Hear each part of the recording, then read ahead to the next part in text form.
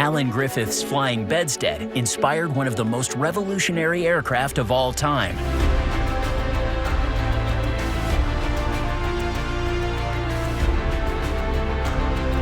The Harrier jump jet.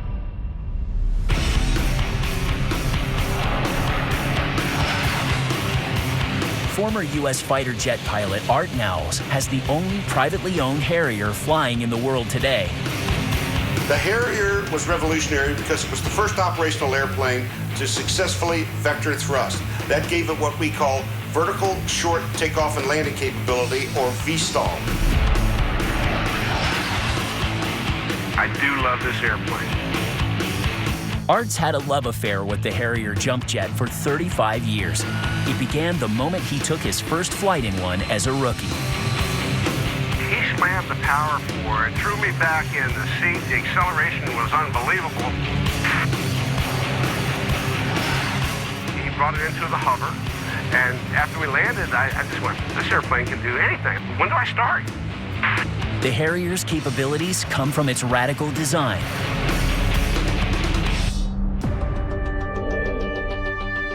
The aircraft has one central jet engine with large intakes on either side of the cockpit. Its amazing maneuverability is thanks to 4 adjustable nozzles along its fuselage. These can point thrust in any direction, allowing the aircraft to hover and even fly backwards.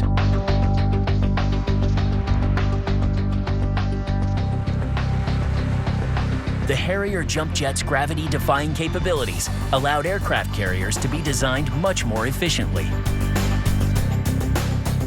Harriers operating from smaller aircraft carriers are actually force multipliers. A Harrier could operate from the forward half of the ship, and helicopters could operate from the stern of the ship, essentially as if it were 2 separate runways.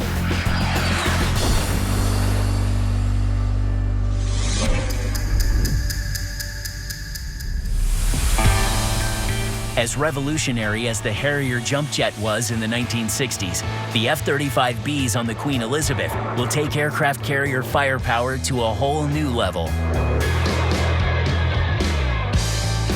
To create the perfect operating conditions for the F-35Bs on the Queen Elizabeth, engineers are using some equally futuristic technology. Pilots and engineers are running test flights in a highly advanced simulator system, so they can perfect the aircraft and ship design while they're both still under construction. The Queen Elizabeth, it's a marvel of engineering and it's a magnificent aircraft carrier, but without the aircraft, it's pretty much nothing. It has to interact with the aircraft seamlessly. And so through this simulator, we're able to allow the aircraft to take off, land, maneuver, approach in all sea states, all conditions, and check that the systems all work and interact correctly. It actually is a very comprehensive representation of operating from the ship. It's not only the aircraft cockpit, but it's also the control tower on the ship as well. This multi-million-dollar simulator allows pilots and engineers to minimize the hazards involved with running an airport at sea. It's possibly the only landing point you can execute a safe landing on for hundreds of miles.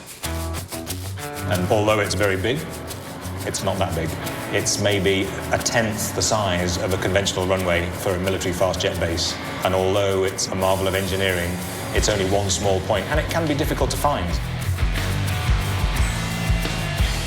Flying methods have been developed for the F-35Bs that will be unique to the Queen Elizabeth. The bread and butter landing will be the vertical landing, and that will be familiar to Harrier pilots of old. But the difference between the Harrier and the F-35 is, for us in the UK, we're actually going to execute the shipborne rolling vertical landing, which is a landing with a certain degree of forward speed, which allows us to carry more fuel and more stores back to the ship. The lift generated by the wings, combined with the lift generated by the downward thrusting engines, allow for a slower approach speed. This means the F-35Bs can land on a very short runway. As I touch down, apply the brakes, and then come to a stop.